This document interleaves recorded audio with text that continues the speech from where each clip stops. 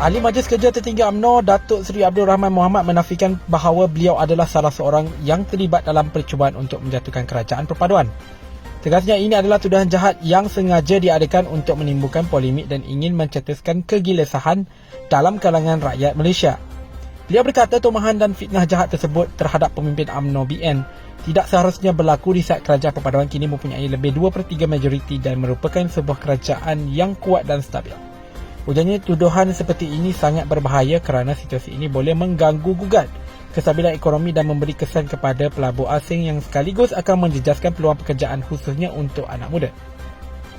Dan juga Timbalan Menteri Sumber Manusia menjelaskan bagi memastikan kejadian seperti ini tidak berulang dan demi membersihkan namanya, tindakan undang-undang yang berat akan diambil kepada Halim Romli Channel yang telah menggunakan media sosial sebagai medium hasutan.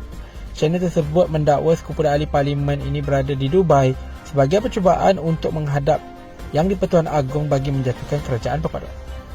Bekas Perdana Menteri Datuk Seri Ismail Sabri Yaakob tidak terbabit dengan sebarang gerakan bagi menjatuhkan kerajaan perpaduan, termasuk langkah Dubai yang tular sejak kebelakangan ini.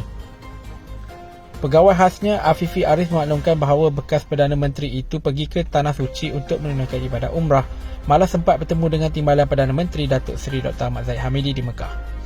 Katanya selepas menunaikan ibadat umrah, Ismail Sabri terbang pulang ke Kuala Lumpur dan kesihatan Perdana Menteri ke-9 itu dan keluarganya sihat sepanjang mengerjakan ibadat umrah. Beliau negaskan ketika berada di Tanah Suci, semua perkara termasuk perihal politik negara dilupakan sebentar bagi memberi tumpuan mencari keredaan ilahi dengan menunaikan ibadah wajib dan sunat untuk meraih pahala berganda. Beliau menegaskan bahawa dakwaan kononnya ahli parlimen berat itu terbabit dengan langkah Dubai bagi menumbangkan kerajaan pimpinan Datuk Seri Anwar Ibrahim adalah tidak benar. Menceritakan dengan lebih lanjut, Afifi berkata Masjidin Nabawi di Madinah turut menjadi saksi pertemuan akrab antara Ismail Sabri dan Ahmad Said di mana mereka berjemaah dalam saf yang sama dijarakkan dengan 6 jemaah sahaja. Timbalan Perdana Menteri Datuk Seri Dr. Ahmad Zahid Hamidi menyeru rakyat Malaysia supaya membawa tekad baharu sempena tahun 2024 agar pencapaian dan perkembangan positif negara berada di tahap terbaik di bawah pemerintahan kerajaan perpaduan. Jelasnya tahun 2023 telah melabuhkan tirainya dengan menyaksikan pelbagai pencapaian dan perkembangan positif di bawah kerajaan perpaduan pimpinan Perdana Menteri Datuk Seri Anwar Ibrahim.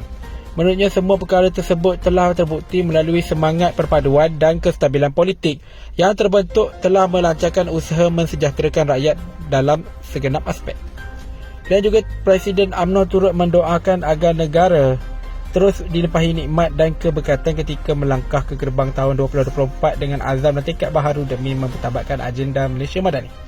Beliau mendoakan rakyat negara ini terus diberi keberkatan serta dilindungi daripada sebarang musibah yang merencatkan usaha kemakmuran dan kesejahteraan negara. Di Parlimen Pekan, Datuk Seri Muhammad Fuzi Shah Ali menegaskan bahawa UMNO akan terus mempertahankan falsafah perjuangannya demi agama bangsa dan negara.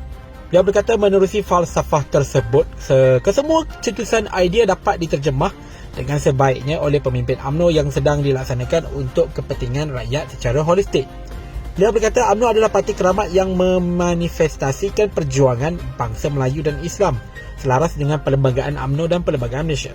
Tambahnya menerusi pernyataan parti ini ia membawa tanda bahawa UMNO masih relevan dalam perjuangannya mempertahankan dan memberi perlindungan kepada isu utama iaitu bahasa Melayu, agama Islam, raja-raja dan hak kepentingan orang Melayu sebagaimana perkara itu telah termaktub dalam perlembagaan negara.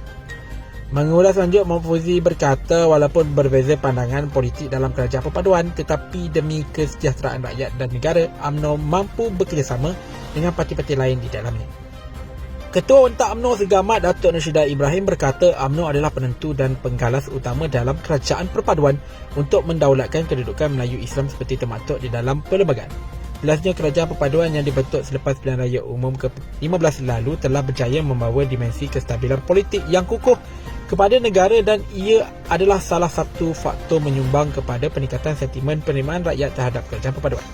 Menurutnya, pelbagai usaha telah dilakukan oleh kerajaan bagi membantu segenap lapisan masyarakat yang memerlukan di mana beberapa usaha telah diketengahkan oleh kerajaan perpaduan secara holistik. Akhirnya usaha tersebut termasuk bantuan awal persekolahan yang ditingkatkan kepada RM150, e-dompet belia yang ditingkatkan kepada RM200, semangat tunai rahmah yang ditingkatkan kepada RM2,500 dan elang sara hidup untuk pelajar JPA juga ditingkatkan kepada RM1,100.